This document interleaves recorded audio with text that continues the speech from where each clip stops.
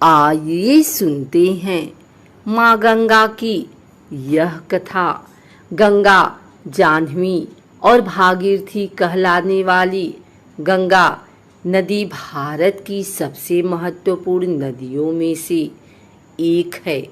यह मात्र एक जल स्रोत नहीं है, बल्कि भारतीय मान्यताओं में यह नदी पूजनीय है, जिसे गंगा माँ अथवा गंगा देवी के नाम से सम्मानित किया जाता है। एक पौराणिक कथा के अनुसार गंगा पृथ्वी पर आने से पहले सूर्यलोक में रहती थी। तो क्या कारण था जो यह पवित्र नदी धरती पर आई? इसे यहाँ कौन लाया?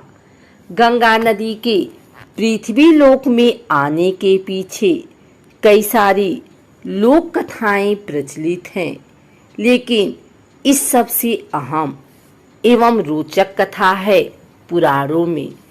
एक पौराणिक कथा के अनुसार अति प्राचीन समय में पर्वतराज हिमालय और सुमेरु पर्वत की पुत्री मैना की अत्यंत रूपवती एवं सर्वगुण संपन्न दो कन्याएं थीं। दो कन्याओं में से बड़ी थी गंगा तथा छोटी पुत्री का नाम था उमा। कहते हैं बड़ी पुत्री गंगा अत्यंत प्रभावशाली और असाधारण दैवीय गुणों से संपन्न थी, लेकिन साथ ही वह किसी बंधन को स्वीकार न करने के लिए भी जानी जाती थी। हर कार्य में अपनी मनमानी करना उनकी आदत थी। हिमालय से बेहद ऊंचाई पर सूर्यलोक में रहने वाले देवताओं की दृष्टि गंगा पर पड़ी। उन्होंने उनकी असाधारण प्रतिभा को सृष्टि के कल्याण के लिए चुना और उन्हें अपने साथ स्वर्गलोक ले गए। अब पर्वतराज के पास एक ही कन्या शेष थी, उमा। उमा ने भगवान शिव की तपस्या की और तप पूर्ण होने पर भगवान शंकर को ही वर के रूप में मांग लिया। इस तरह से दोनों का विवाह संपन्न हुआ। शिव और उमा के विवाह के वर्षों बाद भी दोनों को संतान प्राप्ति ना हुई। एक दिन भगवान शिव के मन में संतान उत्पन्न करने का विचार आया। तब उनके इस विचार की सूचना सृष्टि के रचनाकार ब्रह्मा जी तक पहुंची तो उनके सहित सभी देवता चिंता में पड़ गए। उन्हें यह समझ नहीं आ रहा था कि महादेव जैसे अत्यंत तेजस्वी देव के संतान के तेज को कौन संभाल सकेगा। इसका जवाब उन्हें स्वयं भगवान शंकर के अलावा कोई नहीं दे सकता था। तो सभी अपनी पुकार लेकर उनके पास पहुंच गए। उनके कहने पर अग्नि ने यह भार ग्रहण किया और परिणाम स्वरूप अग्नि के समान महान तेजस्वी स्वामी कार्तिकेय का जन्म हुआ। देवताओं के इस षड्यंत्र से उमा के संतान होने में बाधा पड़ी तो उन्होंने क्रुद्ध होकर देवताओं को श्राप दे दिया कि भविष्य में वे कभी पिता नहीं बन सकेंगे। इस बीच सूर्यलोक में विचरण करती हुई गंगा से उमा की भेंट हुई। गंगा ने उमा को बताया कि अब वह सूर्यलोक में और नहीं रहना चाहती और अपनी मातृभूमि पृथ्वी पर जाना चाहती हैं। जिस पर उमा ने गंगा को आश्वासन दिया कि वे भविष्य में उसकी इस प्रार्थना का कोई ना कोई समाधान अवश्य निकालेंगी। यहीं से गंगा के पृथ्वी पर आने की कथा का एक नया अध्याय शुरू होता है, जो कि भगवान राम की नगरी अयोध्या से जुड़ा है, जिसे पुराणों में अयोध्यापुरी के नाम से जाना जाता था। वहां सगर नाम के एक राजा थे जिनकी कोई संतान नहीं थी। सगर राजा की 2 रानियां थी, केसनी तथा सुमति, किंतु दोनों से ही राजा को पुत्र की उत्पत्ति नहीं हो रही थी, जिसके फलस्वरूप उन्होंने दोनों पत्नियों को साथ लेकर हिमालय के भृगुप्रस्थवड़ नामक प्रांत में तपस्या करने का फैसला किया। एक लंबी तपस्या के बाद महर्षि भृगु राजा और उनकी पत्नियों से प्रसन्न हुए और वरदान देने के लिए प्रकट हुए।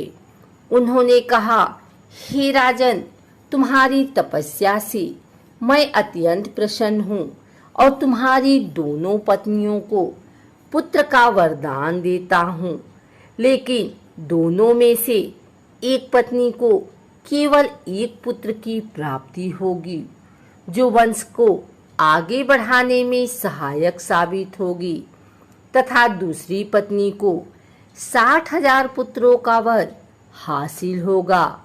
अब तुम यह फैसला कर लो कि किसे कौन सा वरदान चाहिए। इस पर राजा की पहली पत्नी केसनी ने वंश को बढ़ाने वाले एक पुत्र की कामना की और रानी सुमति ने 60,000 बलवान पुत्रों की। उचित समय पर रानी केसनी ने असमंजस नामक पुत्र को जन्म दिया।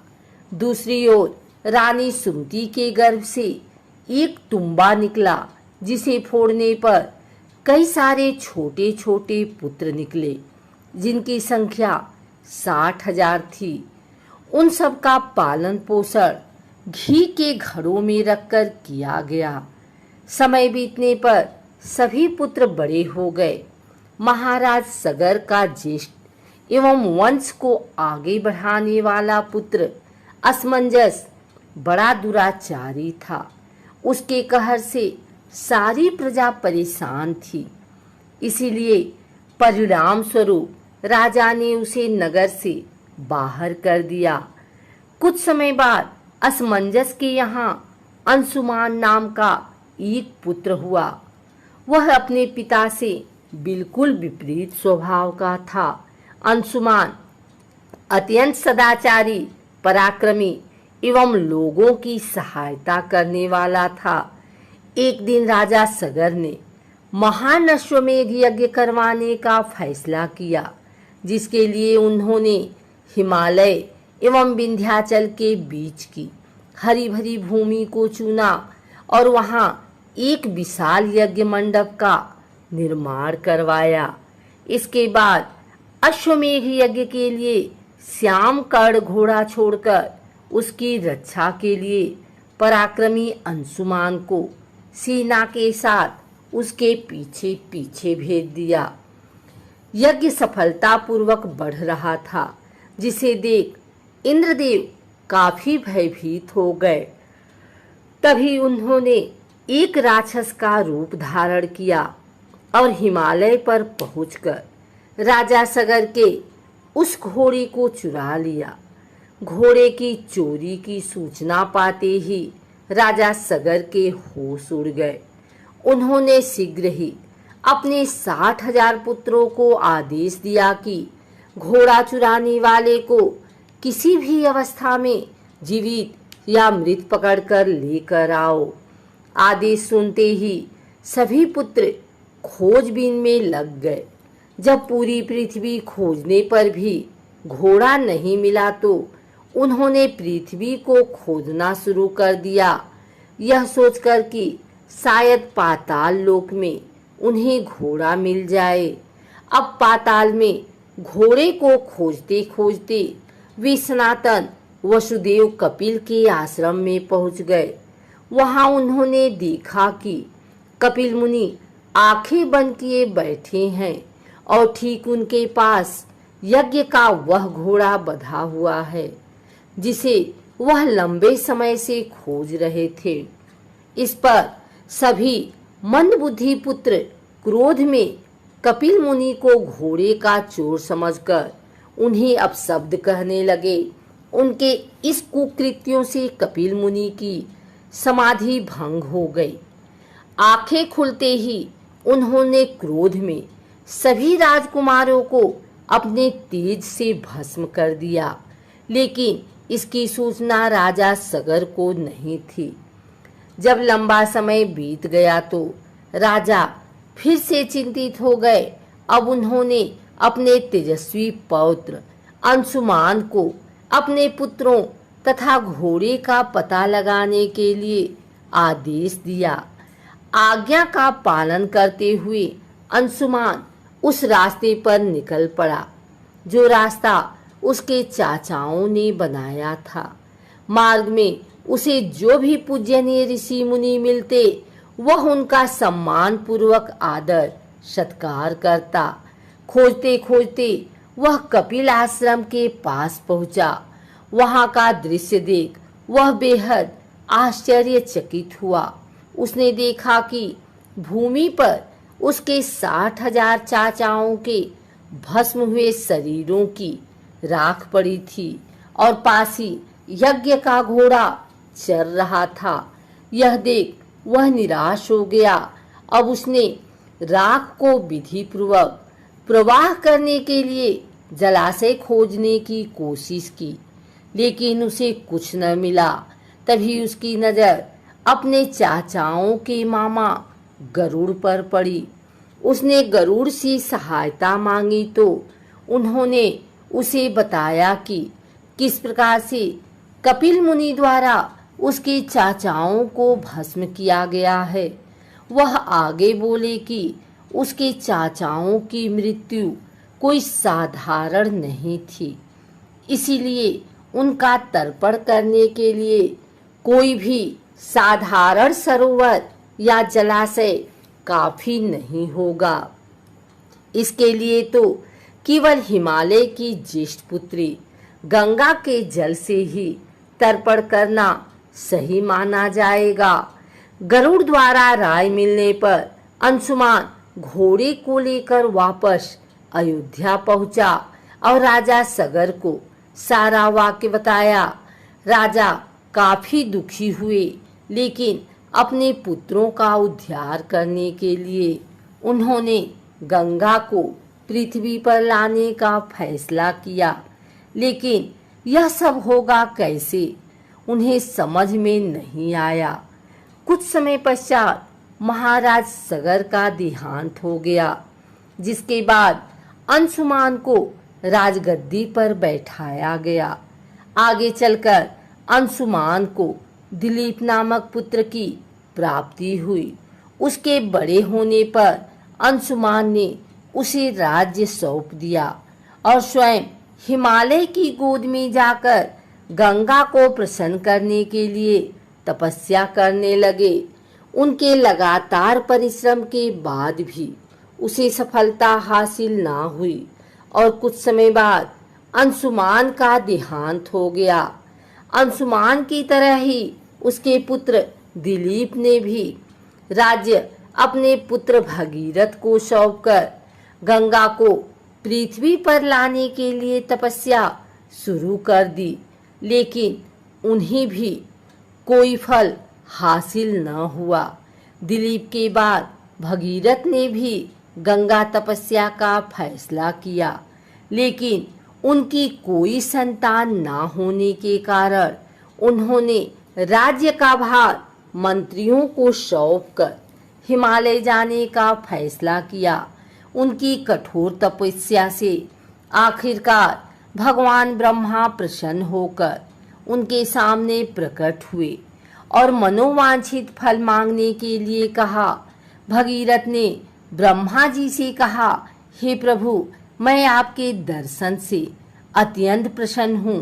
कृपया आप मुझे सगर के पुत्रों का उद्धार करने के लिए गंगा का जल प्रदान कर दीजिए तथा साथ ही मुझे एक संतान भी दें, ताकि इक्ष्वाकु वंश नष्ट न हो।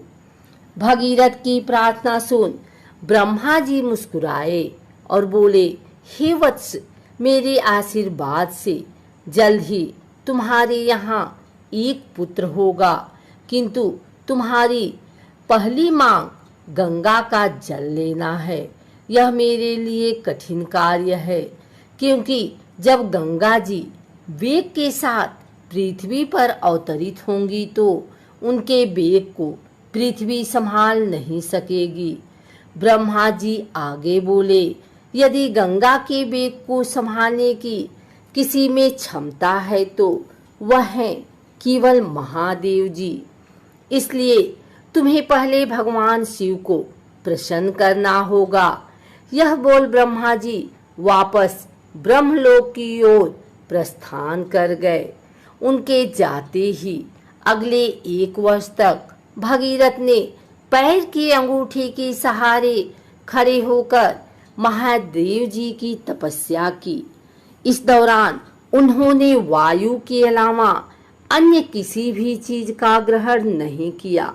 उनकी इस कठोर तपस्या से प्रसन्न होकर महादेव जी ने उन्हें दर्शन दिए और बोले, हे परम भक्त, तुम्हारी भक्ति से मैं बेहद प्रसन्न हुआ। मैं अवश्य तुम्हारी मनोकामना को पूरा करूंगा, जिसके लिए मैं अपने मस्तक पर गंगा जी को धारण करूंगा। इतना कहकर भगवान शिव वापस अपने लोक चले गए। यह सूचना जब गंगा जी तक पहुंची तो वह चिंतित हो गई, क्योंकि वह सूरलोक छोड़ कहीं जाना नहीं चाहती थी। उन्होंने योजना बनाई कि वह अपने प्रचंड वेग से शिव जी को बहाकर पाताल लोक ले जाएंगी। परिणाम स्वरूप गंगा जी भयानक वेग से शिव जी के सिर पर अवतरित हुई, लेकिन शिव जी गंगा की मनसा को समझ चुके थे। गंगा को अपने साथ बांधे रखने के लिए महादेव जी ने गंगा धाराओं को अपनी जटाओं में धीरे धीरे बांधना शुरू कर दिया। अब गंगा जी इन जटाओं से बाहर निकलने में असमर्थ थी। गंगा जी को इस प्रकार शिव जी की जटाओं में विलीन होते देख भगीरथ ने फिर शंकर जी की तपस्या की। भगीरथ के इस तपस्या से शिव जी फिर से प्रसन्न हुए और आखिरकार गंगा जी को हिमालय पर्वत पर स्थित बिंदुसर में छोड़ दिया। छोड़ते ही गंगा जी 7 धाराओं में बट गई। इन धाराओं में से पहली 3 धाराएं हृदनी, पावनी और नलिनी पूर्व की ओर प्रवाहित हुई। अन्य 3 सुचक्षु, सीता और सिंधु धाराएं पश्चिम की ओर बही और आखिरी एवं 7वीं धारा महाराज भगीरथ के पीछे पीछे चल पड़ी। महाराज जहां भी जाते वह धारा उनका पीछा करती। एक दिन गलती से चलते चलते गंगा जी उस स्थान पर पहुंची जहां ऋषि जन्हू यज्ञ कर रहे थे। गंगा जी बहते हुए अनजाने में उनके यज्ञ की सारी सामग्री को अपने साथ बहा कर ले गए, जिस पर ऋषि को बहुत क्रोध आया और उन्होंने क्रुद्ध होकर गंगा का सारा जल पी लिया। यह देखकर समस्त ऋषि मुनियों को बड़ा विस्मय हुआ और वे गंगा जी को मुक्त करने के लिए उनकी स्तुति करने लगे। अंत में ऋषि जन्हू ने अपने कानों से गंगा जी को बहा दिया और उसे अपनी पुत्री के रूप में स्वीकार कर लिया। तब से गंगा जी का नाम जाह्नवी भी पड़ा। इसके पश्चात वे भगीरथ के पीछे पीछे चली और अपने स्थान पर पहुंची जहां उसके चाचाओं की राख पड़ी थी। उस राख का गंगा के पवित्र जल से मिलन होते ही सगर के सभी पुत्रों की आत्मा स्वर्ग की ओर प्रस्थान कर गई।